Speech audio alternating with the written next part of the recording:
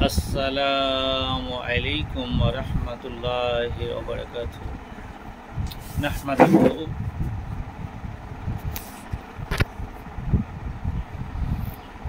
व नस्तईनुहु व नस्तगफिरुहु व नुमिनु बिही व नतवक्कलु अलैहि व नऊज़ु बिल्लाहि मिन शुरूरि अनफुसिना व मिन सय्यिआति आमालिना वमन यहदिहिल्लाहु फला हादिय लहु व नशहदु अल्ला इलाहा इल्लल्लाहु व नशहदु अन्ना मुहम्मदन अब्दुहु व रसूलुहु। अम्मा बाद। ধারাবাহিক পর্ব চলছিল আমার প্রিয় হাবিব হযরত মুহাম্মদ সাল্লাল্লাহু আলাইহি ওয়াসাল্লামের বিদায়ী ভাষণ। তো বিদায়ী ভাষণ আগে পর্যন্ত গতকাল পর্যন্ত যেটা ভাষণ দেওয়া ছিল সেটা বলা হয়েছিল কোনো স্ত্রীর পক্ষে বৈধ নয়। আবারও বলছি, কোনো স্ত্রীর পক্ষে বৈধ নয়,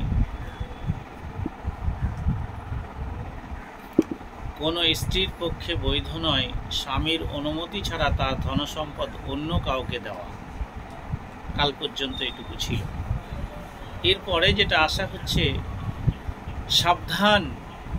কে বলছে? আমার প্রিয় হাবিব বলছে। কখন বলছে?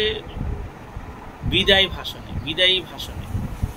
সাবধান, তোমাদের প্রতি তোমাদের স্ত্রীদের কিছু হক বা দায়িত্ব, কর্তব্য, অধিকার আছে, তেমন স্ত্রীদের প্রতি তোমাদের কিছু অপরিহার্য দায়িত্ব ও কর্তব্য আছে।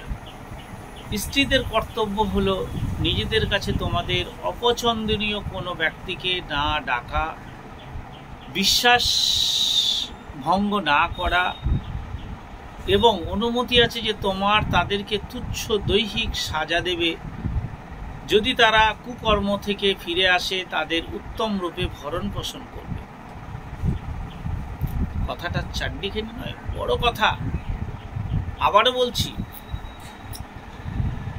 সাবধান, তোমাদের প্রতি তোমার স্ত্রীর কিছু কর্তব্য ও দায়িত্ব, অধিকার রয়েছে, তেমন স্ত্রীর প্রতি তোমাদের কিছু অপরিহার্য দায়িত্ব, কর্তব্য আছে।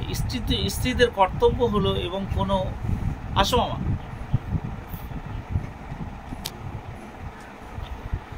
স্ত্রীর কর্তব্য হলো নিজের কাছে তোমাদের অপছন্দনীয় কোনো ব্যক্তিকে না ডাকা, বিশ্বাস ভঙ্গ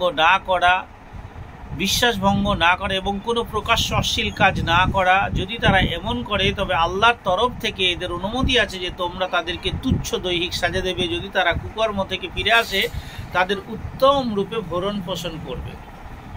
এরপরে আবারও বলেছে, সাবধান, স্ত্রীদের সঙ্গে উত্তম আচরণ করবে, কারণ তারা তোমাদের আনুগত্য এবং নিজেদের জন্য কিছু করে না। সুতরাং তাদের বিষয়ে আল্লাহর ভয় করবে, কেননা তোমরা তাদেরকে পেয়েছো আল্লাহর নামে এবং আল্লাহরই নামে তারা তোমাদের জন্য হালাল হয়েছে। হে জনমণ্ডলী, আমার কথাগুলো অনুধাবন করো। আমি তাবলীগ, ইসলাম প্রচার এবং হক আদায় করলাম। আমার প্রিয় হাবিব হযরত মুহাম্মদ সাল্লাল্লাহু আলাইহি ওয়াসাল্লাম এই কথাগুলো বলছেন। আর একটা কথা বলে আজকের মতো ইতি টানবো, আবার আগামীতে আসবো ইনশাআল্লাহ। আমি তোমাদের মধ্যে রেখে যাচ্ছি তিনটে জিনিস। সেই তিনটে জিনিস কি? যদি তোমরা তার উপরে কায়েম থাকো তাহলে কখনোই বিপদগামী হবে না। কে বলছে? আমার প্রিয় হাবিব হযরত মুহাম্মদ সাল্লাল্লাহু আলাইহি ওয়াসাল্লাম বলছেন, হে আমার উম্মতগণ, আমি তোমাদের উপরে তিনটে বিষয় রেখে যাচ্ছি। এই তিনটে বিষয় তোমরা যদি কায়েম করো কখনোই তোমরা বিপদগামী হবে না।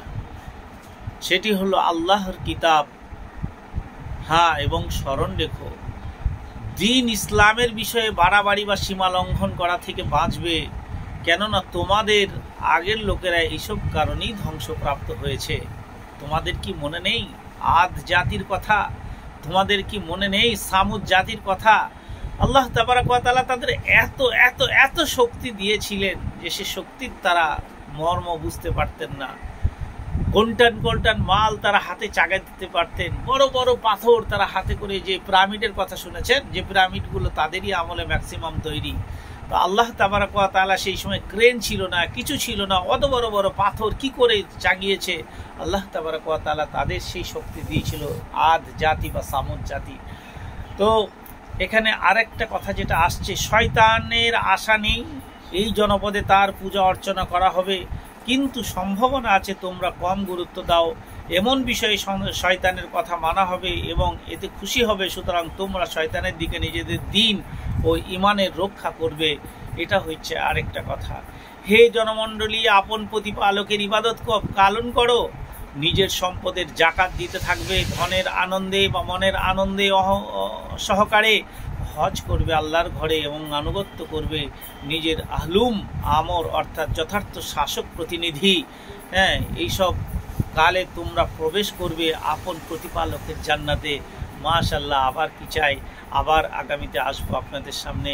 আজকে এখানে এই পর্যন্ত। আসসালামু আলাইকুম ওয়া রাহমাতুল্লাহি ওয়া বারাকাতুহু।